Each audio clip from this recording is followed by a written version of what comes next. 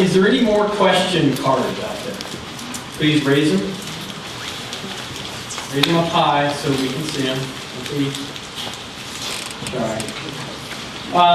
Before we get to that, I want to again recognize the number of agencies and personnel that are involved not only with the Colby Fire, but since the Colby Fire, and also the next 5 years.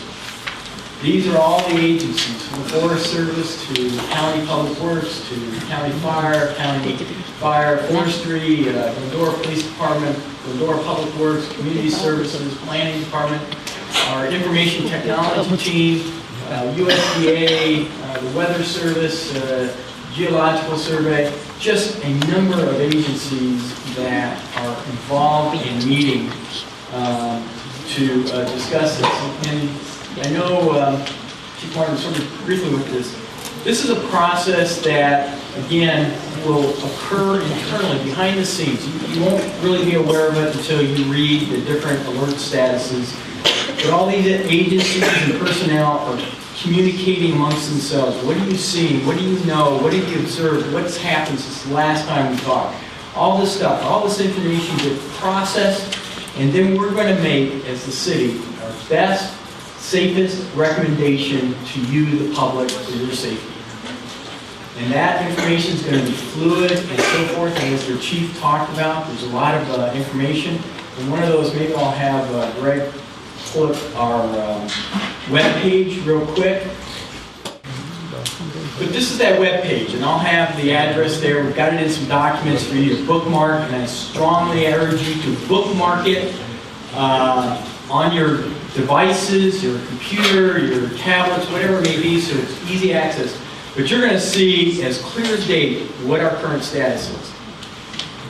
And we have the technology, because of our fine technological team over here, that we can change that status almost momentarily, just about like that. It takes just a few seconds. So that information you see is going to be as up to date as possible. The only people that know it sooner are the people that have made that decision, because we're going to be able to input that right away. And as the chief talked about, we have right there reminders of what all those protocols mean. So again, I encourage you, once I go through that, this web page, to bookmark it so that you have that and look at it from that. And again, I also encourage you to sign up for our 360, Nixle 360, because as the chief said, that's going to be the way we're going to alert you a change in that status, and it'll be a great tool then to alert you, oh, I better go look at that page. Maybe there's some other information there that I need to be aware of or something like that. So it reminds you to do that. So in summary, what did we, hopefully you'll walk away from, and hopefully we've done our job in trying to express it, is, first of all, we understand your concern. We understand the stress you're under. We certainly, not all of us have had to ever evacuate our home. We know, but we know that that's a stressful request that we make upon you. For many of you, it's been your home for decades. And you have a lot of memories in there with family and personal items, as Chief Martin talked about. All that is very precious to you. But it's not that precious as compared to you or your loved ones. Please. We were very fortunate with the Colby Fire. We didn't lose anybody. We did not have serious injury. And we want to keep that streak going. We really do. It would be the last thing we want to have as a community, somebody unfortunately seriously injured or losing their life in this process. So we are working hard because we understand what it means, your home, your property, your loved ones, your family mean to you, because it means the same thing to us. You are Glendora, and we are here to serve you. Not just the city of Glendora, but all these other fine agencies here are working tirelessly to make that effort seamless, the best we can do, and to learn from other people's misery so that we can do it better for you. This is a long-term project. This is 5 years. And it could be longer, depending on Mother Nature. It may be a little bit shorter. But our best guess right now is 5 years. And so we're in it for it, and you're going to have a lot of those green days where 85%, and this is Southern California, this is beach, you're able to go out, suntan at 85 degrees. You know, it's hard to comprehend what it can happen in just a few short days or even a few short hours. So we understand that there's going to be fatigue as we go through this process. But again, as I stressed, and a number of us stressed, our ability to carry out our single objective, protection of life and property, depends on your cooperation, involvement, and diligence. I cannot stress that enough. We need your cooperation, we need you to be diligent, and we need you involved and cooperate in doing your effort to protect the property and yourselves.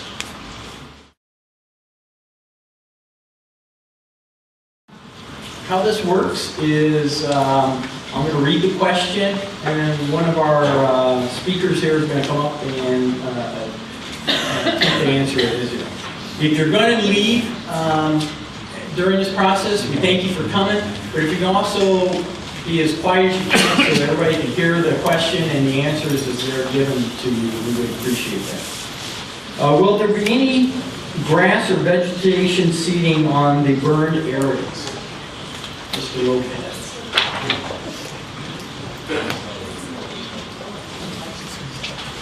Good evening. Great question. As you know, we described, about 67% it has hydrophobic soils. So whatever you put on top is going to slide down with the water. So just think if you have a kind of something going to slide down, you have 3 inches of soil, whatever you put on top is going to go down with it. So the effect will be minimum to do that. A way to look at it, you happen to have a wound in your arm, and it's a deep wound. You don't put a Band-Aid on top of it. You have to cure it from underneath. So any vegetation, any planting will not be efficient at this time. I think you're going to answer this one, or maybe somebody else also needs to speak up. The next question is, how are you going to get people who own the hill property to do much better job of cleaning out the burnable vegetation, trim palm trees? Well, there are 2 types. One is this improved property. You can call the local fire station and let them know. You can say, can you take a look at this property? We'll come and take a look at it.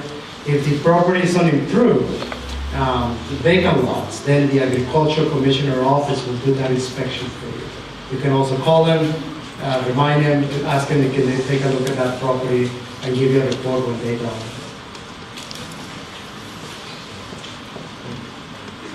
Also,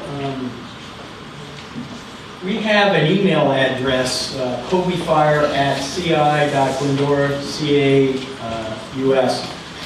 Also, if you have those type of addresses or things that you want us to take a look at, you can email that 24/7, and we will get it to the right person or department to follow up from that process. So that may also help with those type of situations. Please talk about the risk to the rain. There are no debris basins.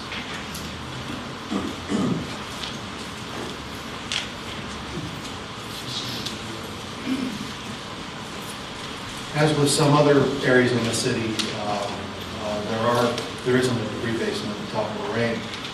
One of the plans for us to help with potential flows is to put a 120-foot pipe and timber structure on the Conservancy property to protect the northernmost house, and then K-rail on Lorraine to protect the homes and get the debris into the street.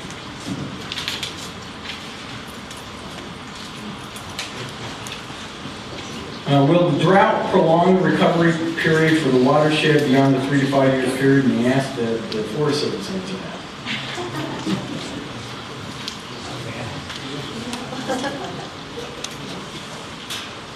The short answer is yes. The less water we have, of course, the less vegetation growth in the watershed, unfortunately.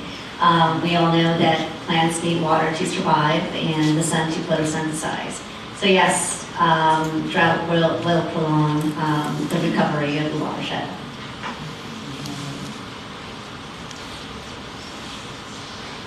The next question may require couple of phase responses to it. Can we remove and park our motorhome at the teen center or other location? And I'm going to ask the chief to help me with this, but I think it's one of those questions like my economics professor said, it depends.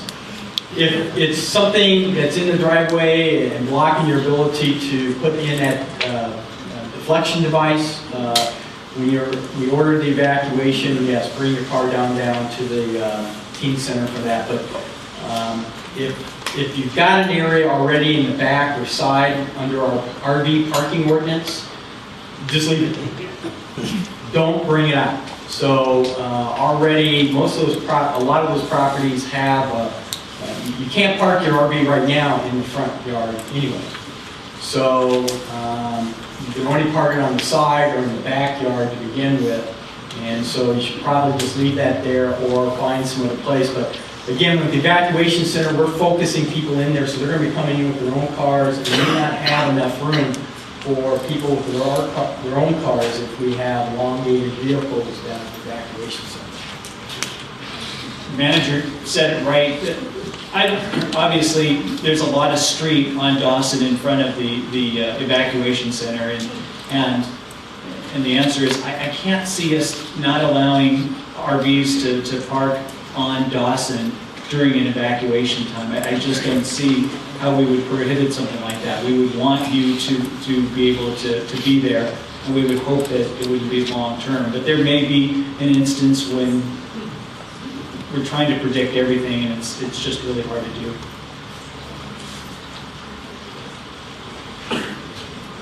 Is a phone line provided by Time Warner Cable, not Verizon, considered a landline that will work with reversible 911? Stop asking me such technical questions. I say that amusingly. I don't know. All I know is the numbers that we're going to be provided is all of the landlines in that area that was reported to be Verizon numbers, or numbers that we're going to obtain from Verizon, whether it's a different provider or not. That's why you go to the back desk, you fill out that form and tell us what your home telephone number is, and all the cell phone numbers in your residence, and provide that to us. What we did last Saturday was have volunteers drop off those forms. That was our first swing at it. Once we mark off, once we determine all the homes that's provided up in that Colby Fire impact area, then the next step is to have my auxiliaries, my uniformed auxiliaries, go to those houses that we don't have cell phone numbers, that we don't have landline numbers, try to obtain those numbers from them, and then put them in our Nixle 360, our reverse 911 system. That's my plan. I'm trying to get every telephone number, landline or cell phone number from that area. Aren't most of our plants fire annuals, laurel, jasmine, California sagebrush, etc.? Yeah, well, all of our plants here are what we call fire adapted. They've been here for hundreds, thousands of years, and they know how to live with fire. Fire is a common occurrence in these mountains, and it has been for many, many years, and the plants know how to adapt to that. So what you see right now is that the new hillside is just waiting for the opportunity, a little bit of moisture, like Esmeralda was saying, to come back up. You can lose the whole top of one of those bushes, sumac, laurel, chamise, but right underneath the surface is what they call the crown. And that crown is holding all the nutrients and it's just ready for that little moisture to start popping out. And that's the best way to break that hydrophobic soil that we were talking about when it comes from the bottom, just cracking it up itself, just like an egg by a little bird trying to make some way out. So they're not annuals, but they are fired up.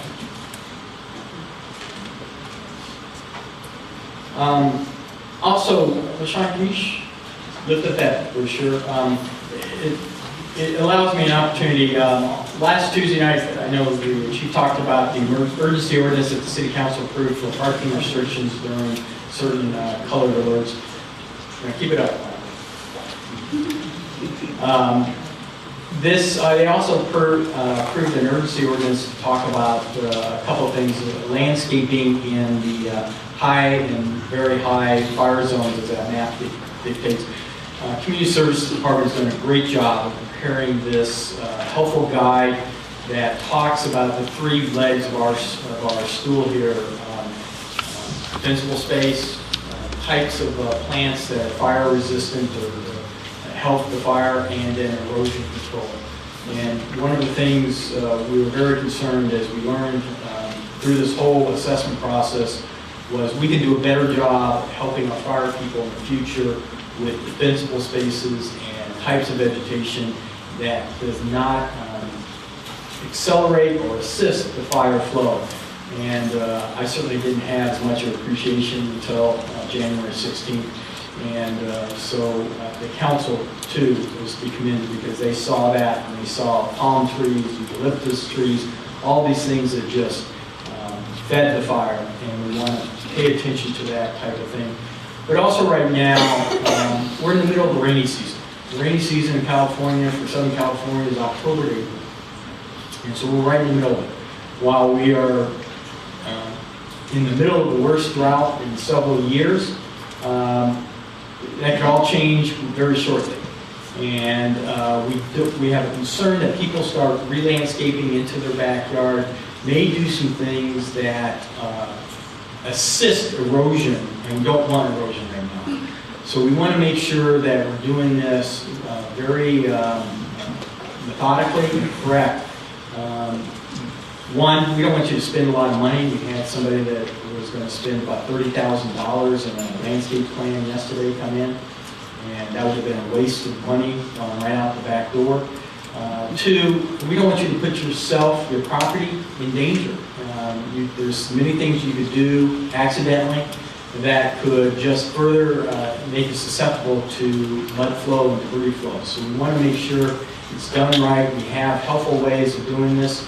And people that do erosion and landscaping by profession are well versed in that material, and so we would encourage you to avail yourselves of those services to help make sure that you don't waste money, but more importantly, don't put yourselves in harm's way or your neighbors in harm's way by doing something illegal. Most people in the evacuation zone did not leave their home. What exactly does mandatory evacuation mean?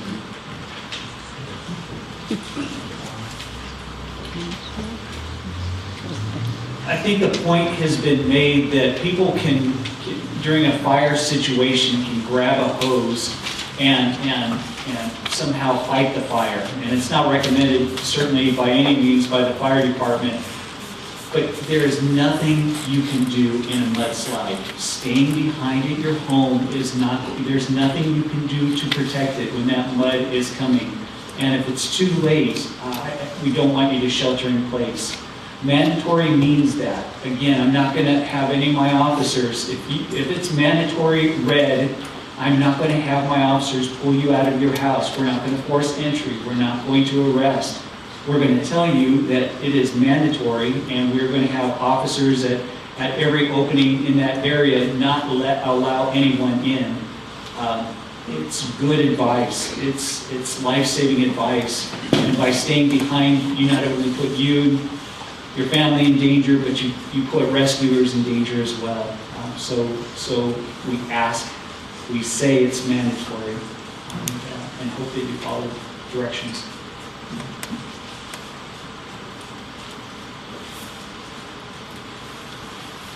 I guess I'm going to help drill that point home. How many live in single-family dwellings, one story? Where do you think the safest place was in that one-story home? There was no safe place in that one-story home. That mud is about 5 feet up, went right through the front, out the back. Hence why we are emphasizing mandatory evacuations. Get out. If you're a second story, get up to the second story, but a lot of people on Rainbow Drive and a lot of other places have just one-story homes. and there really isn't a safe place for you in that home.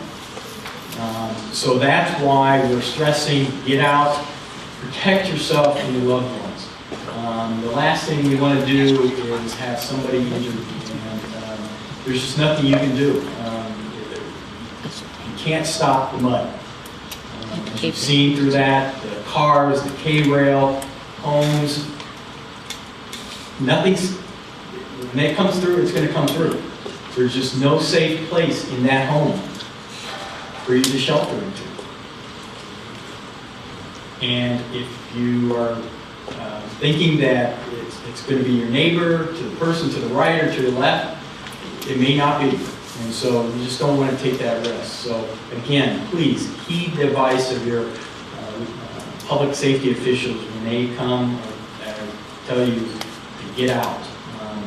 And be prepared to get out in advance, but get out, because we can't replace you or your loved ones.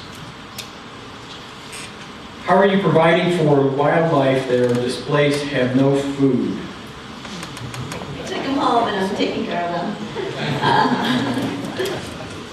Very interestingly, during the station fire, because it burned a really large area, 166,000 square acres. And just to give you an idea, a square acre is probably the size of a high school. That's one. And the station fire burned 166,000. That's a really large area. I was working, helping out in that fire in public affairs, so I was actually answering the 1-800 get information line, if you will, for the Forest Service. And we got multiple calls of wildlife sightings in one particular area. So wildlife were running away from the fire, and they were all going to one area. We, of course, can't share what area that is, but the residents in that particular area, again, were telling us that they were seeing deer, bear. We did get sightings of mountain lions, lots of possums and raccoons and little critters. So wildlife have this instinct of fleeing to higher ground. The Colby Fire actually wasn't that big of a fire. It was only 2,000 acres. And the Angeles National Forest is approximately 300,000 acres. So they had 298,000 acres to go to when the Colby Fire happened. So I'm sure that some of them did, unfortunately, were victims of the Colby Fire, but I'm pretty certain that most of them survived.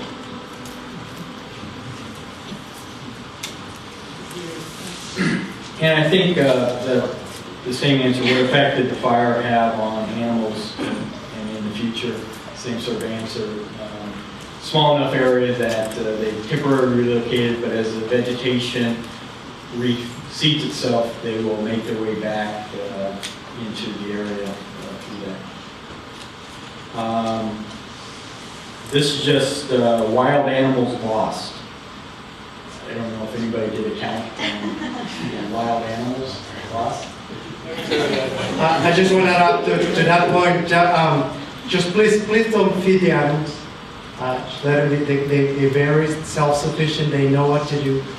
They don't need to go into your house, because once you start feeding them, guess what they're going to show?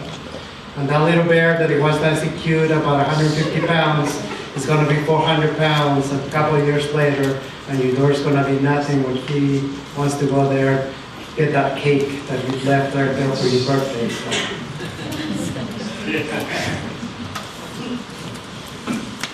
Future plans for Garcia Trail, and how is debris on the trail going to be handled? And Jake, one of the things, interesting elements of this process was, I think some myths were dispelled by about the Garcia Trail. A lot of people thought the Garcia Trail was a publicly owned trail.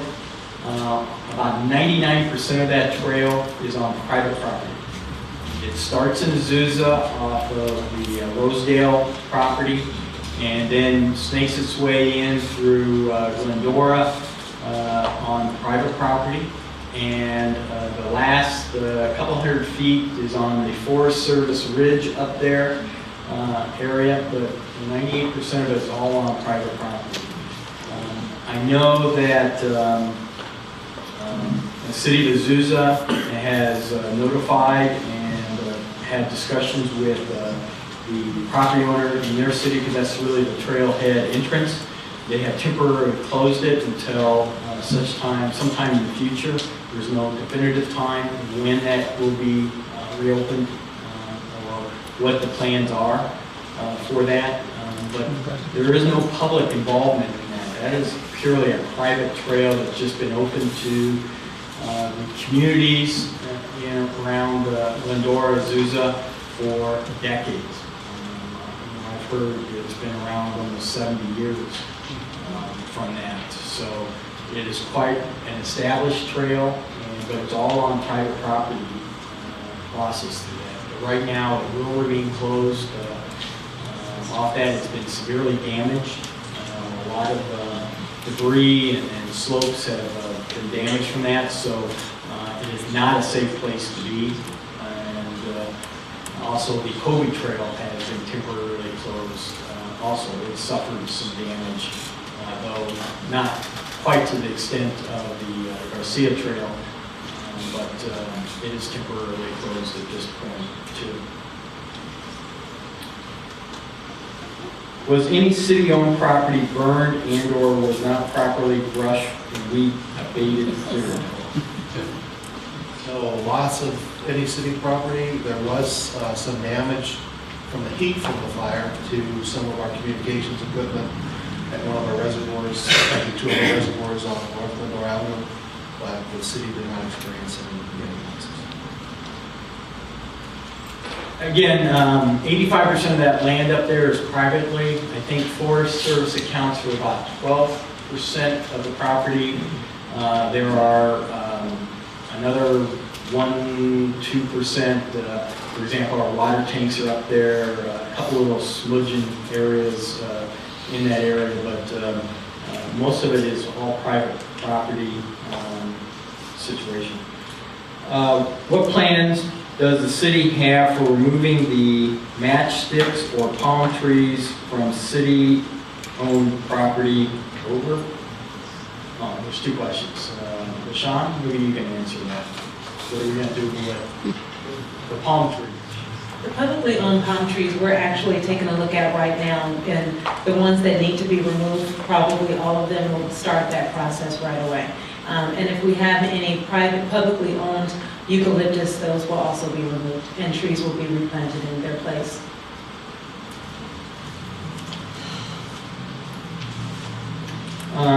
The second question was, as the cost of trimming palm trees increases with the height of the ever-growing palm trees or trees, why more of them growing in Glendora at all? Insurance liability. Well, I presume this is about public street trees off that, but it's sort of the same thing. Our primary concern for that type of tree is really in the high and very high zone. Having a palm tree off of Juanita Avenue or off on Arrow Highway is a different situation than having it in these fire zones situations.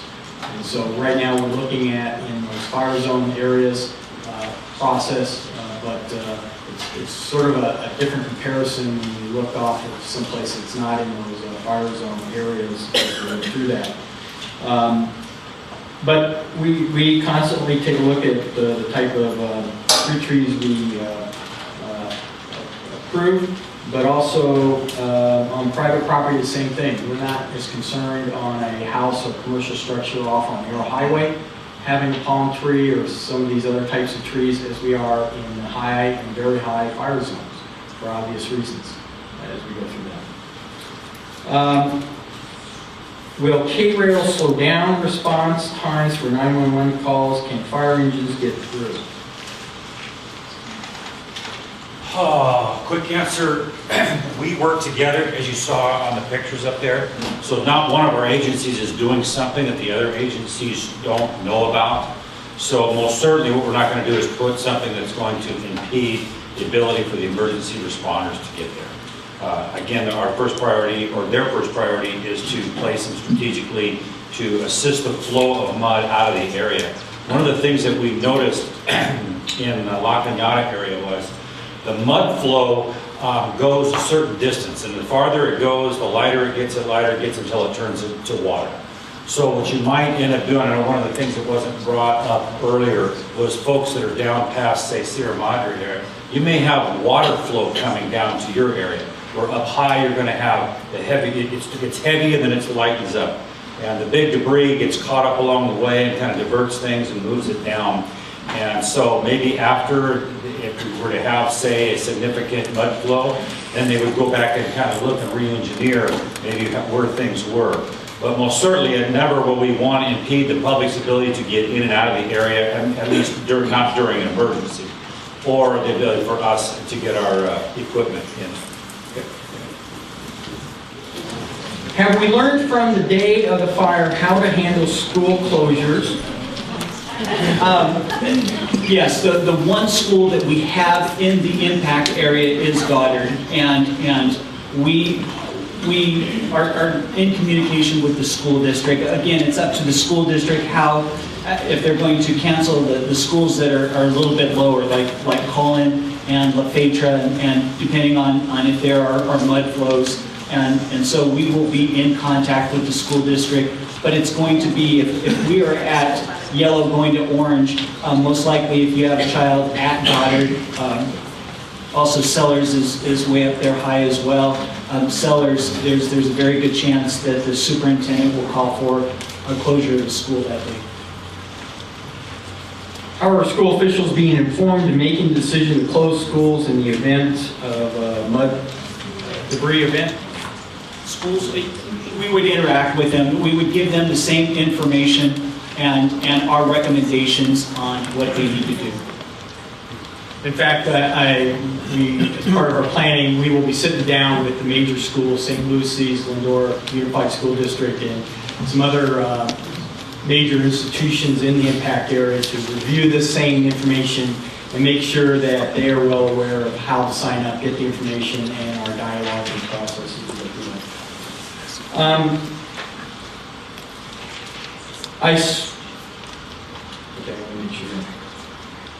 I saw helicopters hovering the burnt area with long hose reaching the ground. I wonder what they were doing. Chief? Actually, I think Jay Lopez probably knows. There was some, after the fire, I assume is what they're talking about, when they were doing some testing of the area and these type things. It was all part of that process that they talked about of going up there. At that point in time, it wasn't a water hose. I'm thinking they had more other sophisticated camera equipment they were looking at. But, again, Jay, if you have anything else you want to... Could there be some work on the power lines? That's the other one too, is that your power companies in Edison actually does have helicopters, and they were up there afterwards restringing a lot of the power lines that had been down. They came there pretty quick. After the large landslide at the 57 and the 210, a green substance was applied successfully. Is that available? It's available. We would have to look at how, all the characteristics of what happened with the landslide to determine what treatment would be necessary. I can just say that the Forest Service is still looking at that restoration aspect. One of the things that we have are the steepness of our slopes. So we have slopes that are well in excess of 40%, and nothing's going to hold up there, right there. And also, because of the permeability issues, we can't get water on them right now. So there's a lot of things that go into that, but that's sort of their follow-up phase are there interim steps in addition to all this other stuff that we've talked about today that may be implemented. But again, as I started off with this, the Forest Service has very little property. 85% of that property is private property. And the Forest Service can't come on to the private property necessarily to do some of those elements. So we are still taking a look at that to see what may be available from that. But again, there's some things here that we just don't have access that were available in that situation that was referenced.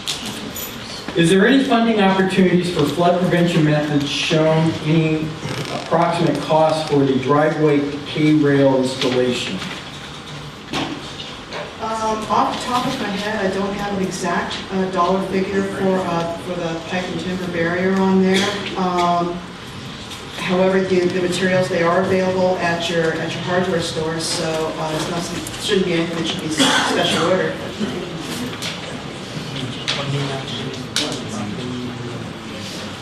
Well, it's something, wasn't anything that we really had any plans for. Usually, there's not public funding for driveway closures. That's usually the homeowner's responsibility.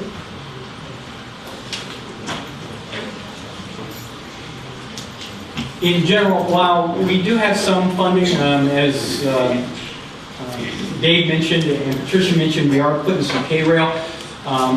We have an opportunity to go into some private property areas, but we're going to need permission and entry agreements signed by the property owners for us to get in there.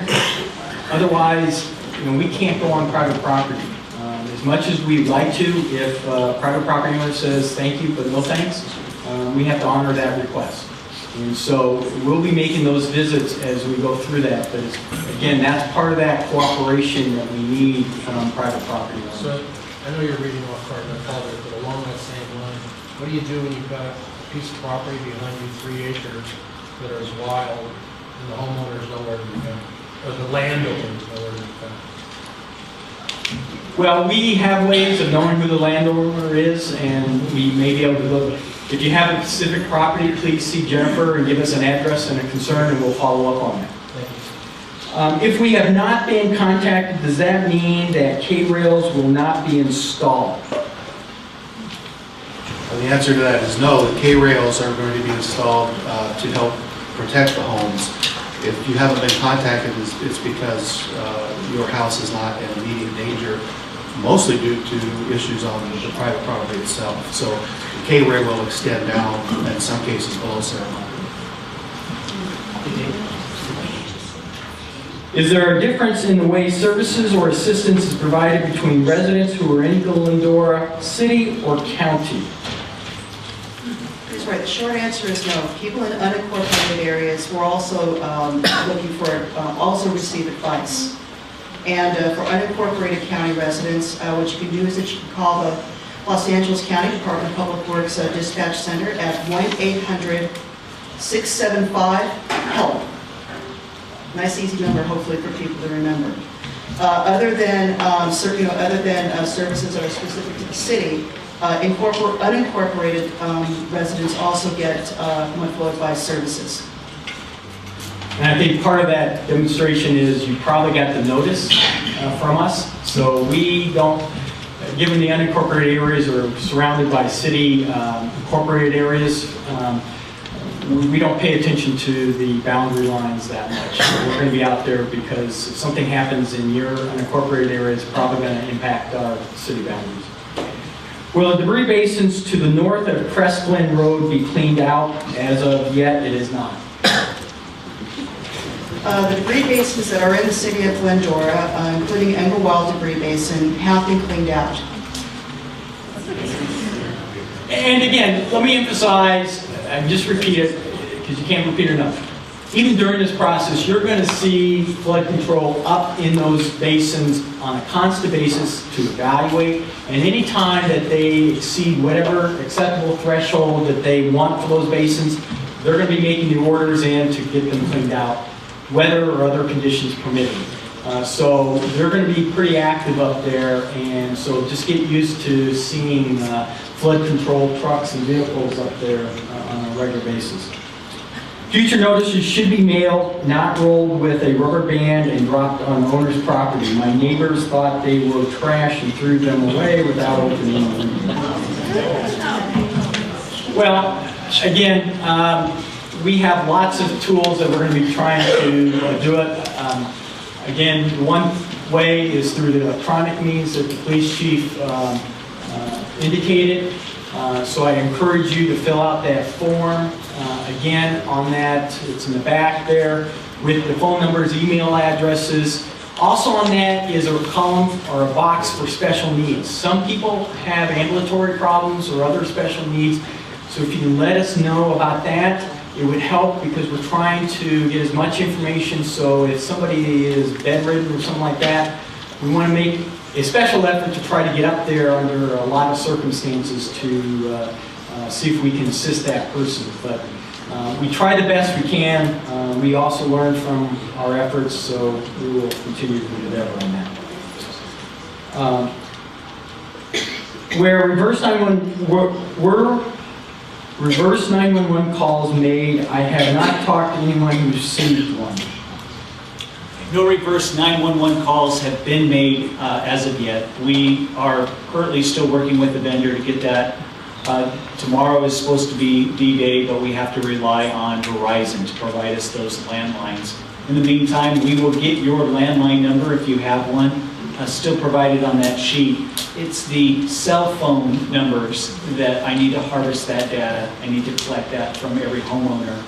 And delivering those notices on people's doorstep was the first swing at it.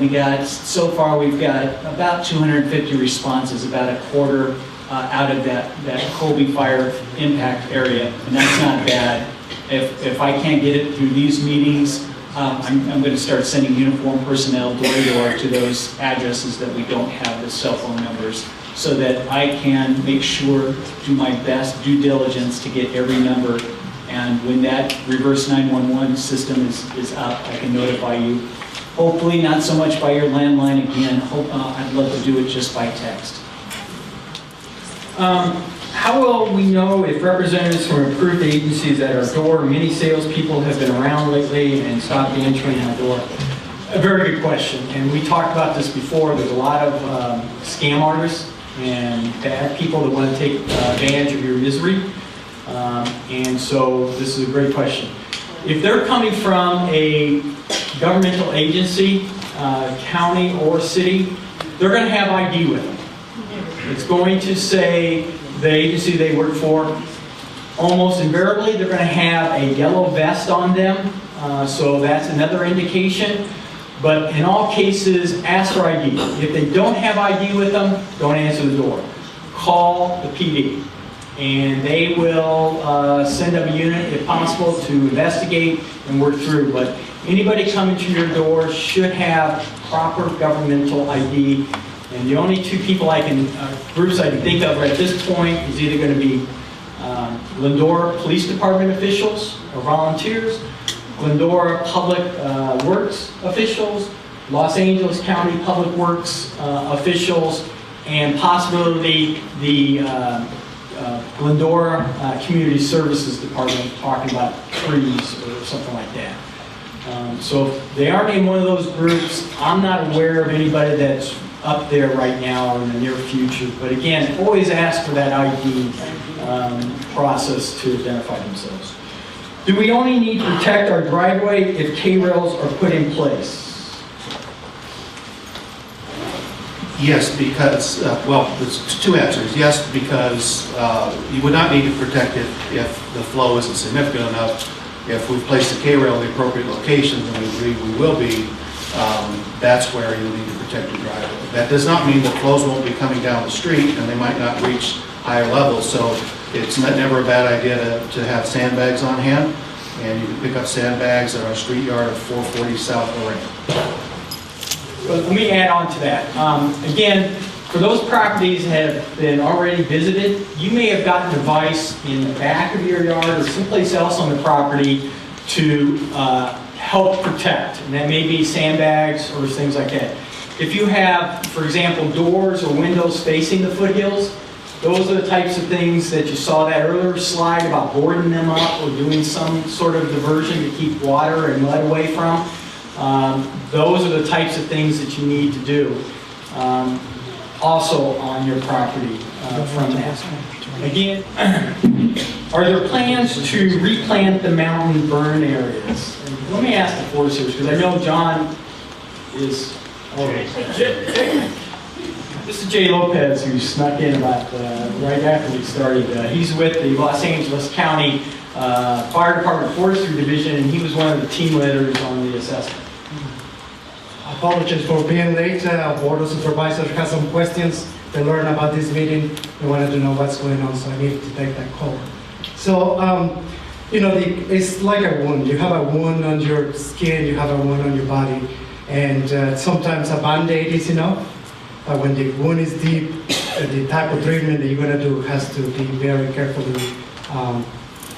designed for the wound. So right now we're finding that the fire was quite intense, the hydrophobicity is quite large, and vegetation will make its way through, nature will prevail, but right now trying to put a Band-Aid on top of what we have right now, they're revegetating with any type of vegetation, or we were talking, somebody was mentioning hydrocidin before, that green substance that you mentioned before, it wouldn't be the most applicable right now.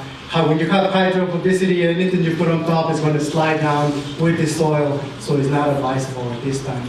We're going to continue studying. We're going to see what these little rains coming down, breaking it down slowly, are good for the soil, but we don't know where we are just yet.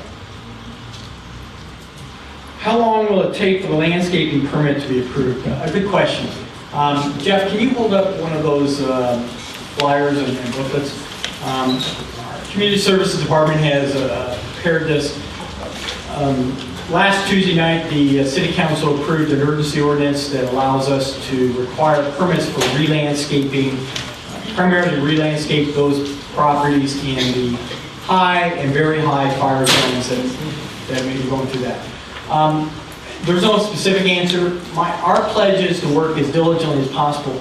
The reason why we did that is this incident has, and through all the assessments of this, has given at least us staff a new perspective of that planting and how we treat defensible areas and the types of plants we use. We can do better to prevent and help the fire people in the future, but also we don't want landscaping that could impede or accelerate erosion unnecessarily. And that's our key right now. We're in the middle of the rainy season, and if it's not done right or the right plant selection isn't done, it could actually put you at more risk and your neighbors. So our commitment is to move as quickly as possible.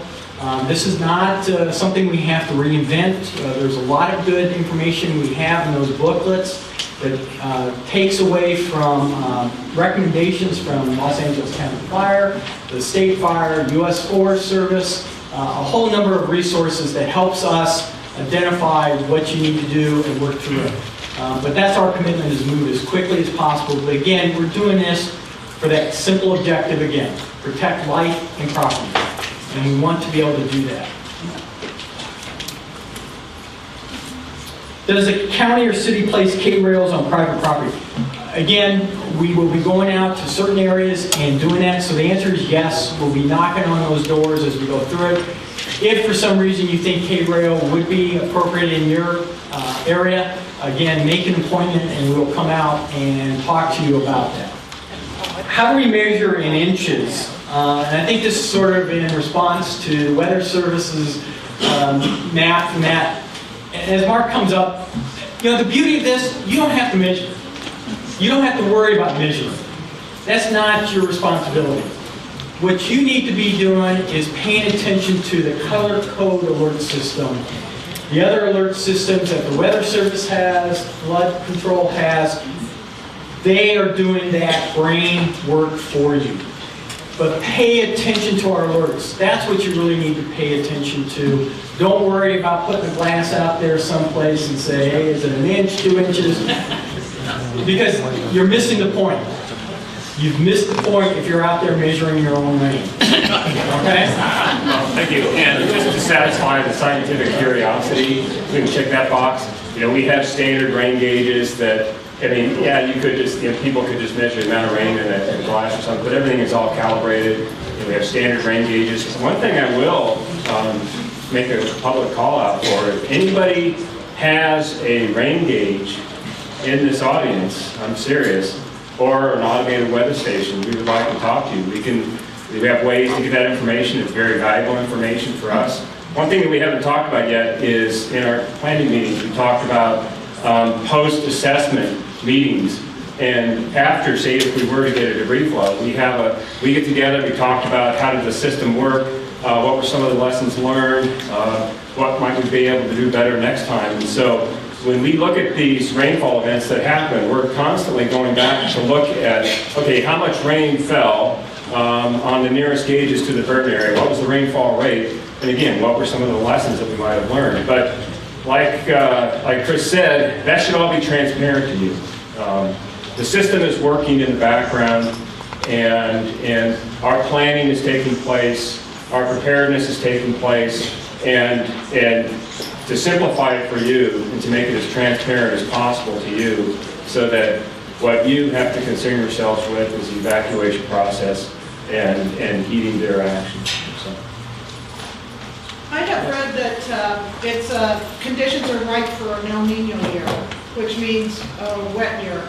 That's a good question. Currently we're in, and we've been, of course we are very dry. I mean, this is an historical drought. The last time it was really this dry was back in 1976, 77, if you remember that. We had water restrictions around the area. It's extremely dry in California.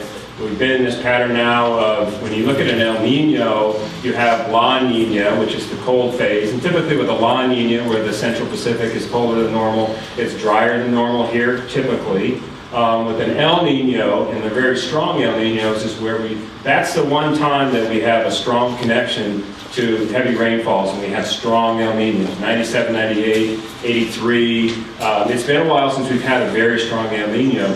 The projections as we go out into the summer, into next winter, are for it slightly warming. And there have been some studies and some estimations that we could be going into an El Nino next winter. But the uncertainty, you can imagine the uncertainty with weather forecasting out 2 days, 3 days, 4 days. Imagine the uncertainty of trying to see what's going to happen a year from now. So again, it's showing some hints of maybe warming up a little bit. We do know the rains will come at some point, but I want you to also think that we can only get these things during El Ninos. As I pointed out earlier, the rainfall rates that we have seen with certain debris flows, especially within the San Gabriel range, can happen with summertime thunderstorms. Okay? Will Sierra Madre be K-Rail? The answer is yes. There's parts of Sierra Madre that will have K-Rail. But again, we'll have the complete list of streets that will have K-Rail on our webpage, and those properties that are impacted by it will be making visits out there. Nobody mentioned flood insurance. What is the availability? What is covered, etc. Again, private insurance doesn't cover flood insurance, flood damage. We'll go to the FEMA page back there. There's a link on our web page to it. And so, again, you can get all the information about that flood insurance program offered by the federal government. When yellow to red is triggered, is there a grid of where it applies, or is it for the entire Yucca GMR geographical North Sierra Madre area? The answer is it's the whole impact area. We don't have the capability. Again, if you look at that slide of all those fingers, there's no way for us to predict where it's going to happen. So that's why it's the whole area is impacted, and we're asked, if we're giving you instructions to evacuate, everybody should be evacuated. Even if you don't think you're impacted from that, you could be, but you could also be interfering with first responders' ability to get and do what they need to do. So again, from that standpoint, it is the whole area as we go through that. I just want to make one point about these drainage basins depict that everything kind of feeds in. You've got these fingers that have been described. An internal tool that we use, the USGS has gone in and evaluated the entire burn area to identify more areas that might be more susceptible or vulnerable than others. We use that kind of information in our decision process, in our warning decision process. We're fully aware that the concept of a false alarm, that a cry wolf, can have very detrimental effects, and we know what evacuation fatigue is. And so our forecasters are very cognizant of that, keeping that in mind, and we don't want to just throw out watches and warnings like they're pennies, because they aren't. And so, but we do have, just like with other areas, we have an identification based on the steepness, based on the amount of volume that might be above in that drainage, what might have a higher likelihood, and which then feeds into our decision process. I just wanted to say. Chris? And again, this slide sort of talks about visually all the different players that are involved in the process of us coming to the conclusion of green, yellow, orange, or red. We will be having conversations more than I probably ever hoped to have in my life. But we're going to be making that effort to have that process work so that we can appropriately call the color code alert off that. And again, we're all cognizant of fatigue, doing it wrong, and so we'll probably err on the side of caution, as always. But we're going to use the best information that we're getting from a lot of people off that. Again, it's not just rain that goes into our movement of that color. It's what's happening in the basins. It's what's happening in the soil. There's a lot of different elements that are coming into that decision-making process. So it's not one leg of the stool that allows us to move from yellow to orange or red. There's a lot of people that are going to have some input on that to help us make the best decision possible as we go through that. Yes, sir. Notwithstanding the safety aspect of protecting our homes and all that, thinking about it, that's a wide geographical area. And there are a lot of people out there looking for opportunities. If everyone is evacuated, say in a yellow situation, obviously there's concern. What's the police protection of our property, notwithstanding the flows, but just making sure that the wrong people don't get in and create challenges? Well, the chief is running up here right now to talk about what they'll be doing. And evacuation is only in orange and red. So, all right? I understand, but I just want to make it clear because, again, I don't want misconceptions going out here on yellow. It's only in orange and red where we'll be asking people to evacuate. So it's what steps are we doing to...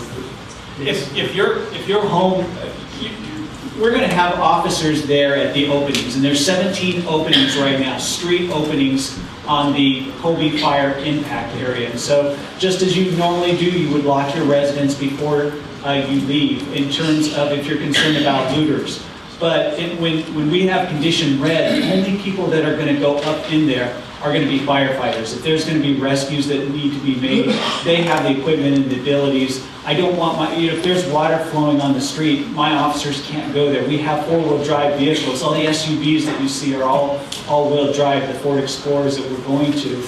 But in that terms, we're going to have people at the entrances to the neighborhoods that will prohibit people going up there. And especially the media. Certainly, if this were to happen, it's going to be a substantial media event. That's what Sierra Madre told us. We had trucks, and we can't keep the media out because it's not a crime scene; it's a disaster scene. So they're entitled to go up there. But there was some, according to the chief of police, they actually towed. They parked their vehicles and took off, and those vehicles got towed. So KFWB wasn't happy for one of their vehicles. So, Chief, you mentioned the Nixle sign-up. One of the concerns is, are you targeting the Nixle sign-up specifically for Colby Fire impact alerts? Because these Nixles, the Twitters, all these things flood you with text messages about bicycle laws and farmers markets. We don't want that. So are you targeting this layer to be specific to the Colby Fire? Absolutely, because you're going to get these notifications just like I do. I have the same the current nixle right now, and I don't have any nixle community. I should, it's my employees who are putting it out, but I'm not gonna be woken up at, whatever time or, continually see that. The Nixle 360 is going to be Colby Fire related or public safety related, and that's my guarantee. You're not going, but you are going to get a lot of those messages, and you're gonna get them, when it goes to yellow, I'm gonna send something out, and it's gonna be 3 a.m., and you're gonna think it's your kid, and you're gonna pick it up, and your heart's gonna race, and you're not gonna get back to sleep at 3 a.m., and it's gonna be a pain. But that's how we're gonna do it. We're gonna do it electronically. That's my guarantee. I have Nixle, and I agree with him 100%. I noticed it said Glendora Wine Walk, traffic's going to be blocked. Right. How are you going to be able to decipher what is a good Nixle from a really bad? We've got Matt Williams, hold up your hand, Matt Williams and Nita right next. They are our Nixle people. And so you could go if you're signed up to Nixle right now, not the Nixle 360, you can sign up to that site and see if you're getting community stuff or if you're getting public safety related. And you also get public safety related about kidnappings that occur in Oakland and that kind of stuff. Nixle 360 is going to be specific. That's why Glendora is purchasing this system. It will be ours. And that's how we're going to target. And it's going to be in the Colby Fire. Well, so the question is that what if those mudslides go south this year, Monterey? Well, then I'm going to have to, I'll open it up to say south to Leodora. And fingers crossed, nothing's going to happen. Nothing gets to Bennett. But So when is your... Well, you just answered the question. Nixle, as we know it, the Nixle mass communication system that we've known for 5 years is different than what you're getting, which is Nixle 360. It's a different system. Nixle 360 is our reverse 911, and it only goes to landlines, and then we have to program in those cell phones. I can't purchase, there's no system available. Now there is that one system that is only used by when it's FEMA approved, that every cell phone in a geographical area, not unlike the one 2 months ago when Monterey Park hit that button and people went, I'm not signed up to anything, why am I getting Monterey Park? Because they mistakenly hit that button. And that button's available to us, but in order to use it, bad things have to be happening. Or, we're talking a 7-point-something earthquake. So when does that go active for us? We'll let you know. And I can't promise. I've got a vendor that has to work with Verizon to get that up. Tomorrow is a date that has been told to us, but I'm not going to promise because we've all been promised things by vendors, and don't get it done. So that's going to be our system. That's how we're going to know it. So can we have a minute? Do we need Glendora Public Works permits or permission to install semi-permanent pipe deflector structures? We will be issuing no-fee permits for that, only so we know the locations, and we want to be able to remind you how to install those. And that would be an encroachment permit at the Public Works County. I've had that service where on my cell phone I was kept track of what Glendora Police Department wanted us to know about. It worked great. It's a good service. But are you saying that one's going to be replaced with something else? No, they'll both be there. But the Nixle 360 is only going to be those phones that are in the impact area are going to be used or coded into it. So when you get that, only those residents, so if you're out on Juanita Avenue, you're not going to be part of that group because you really don't is interested about what's happening on the Colby impact area as somebody off of Highcrest, for example. So it'll be a different grouping and a different alert system, but both of them will be there. But you can eventually move over from Nixle into just the Nixle 360 process, and police department will work with you to accomplish that as you go through that. But they are great services, and it really does help. Even the traffic alerts, street closures and all that help us all because we know what to avoid during that process. Is there any other questions? Yes. Yes, My name is Connie Fisher, and I have lived in this town since 1960. And I live on Bubbling Well, which is right up in that lovely area. I can't commend the fire department high enough for what they did for us during the fire. They were wonderful, absolutely wonderful. They came in the morning and said, evacuate now. And I'm sitting there in my nightgown, oh, now. So you know we did, but we were able to get back so I could get some clothes on. And we were out of that area all day long. And they did magnificently. Their fire trucks are wonderful. They came by the house, everything blaring. The police department came by the house with everything blaring. They were wonderful, and they should be highly commended at this meeting. I do so. Thank you.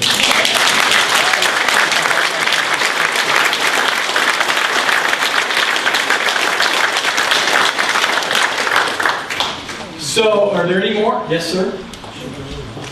If we have the emergency fund and emergency labor to implement that, and who's going to get the preference over there? I mean, different areas. Well, the question is, do we have emergency funds or protocol or labor to do things?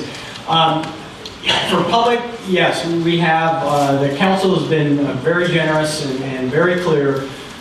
Do what it takes to protect life and property. And so we are already, as I said, we're going to get ready to spend about $400,000 for K-Rail. There's other monies that are being spent as we speak. We are trying to hire or get whatever resources we need to fulfill that process. Again, we can't overpromise ourselves. When one of these events happens, just like the Colby Fire itself, it happened at 5:30 in the morning, we were pretty minimally staffed here. We basically only had the fire stations in town, and we had the police in town. We were just getting up, Public Works and other people were just getting up and getting ready to roll in for the day shift. So those things can happen in our lowest point of time. And so we need to, again, be prepared. We need on you to pay attention to those alerts and those orders, because again, we're going to try to give them as soon as we can or feel comfortable that it's the right thing to do and for you to follow up. But everybody is the same priority. There is not you're 1% and you're the 99%.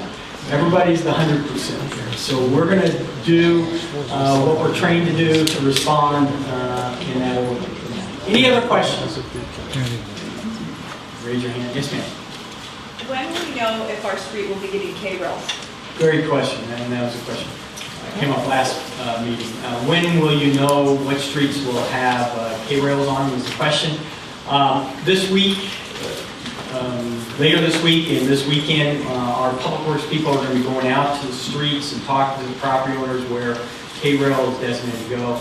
We will also be putting up on our webpage the streets that have been designated right now to have K-rail off that. I also want to assure you that it's gone through quite a vetting process. Chief Martin's talked about it from the public safety angle, but our experts with Public Works, USDA, and other entities have come together to take a look at topography, historical flows, all that stuff goes into that positioning or the thought process of where K-rail can best work. K-rail does not work in every situation in front of every piece of property. Sometimes it can even be detrimental to the cause of what we need to have done, or it just won't do anything. So K-rail is very expensive. I mentioned in the earlier meeting, we're getting ready to spend about $400,000 for K-rail here over the next week. So a big investment's going to come in there as we go through that.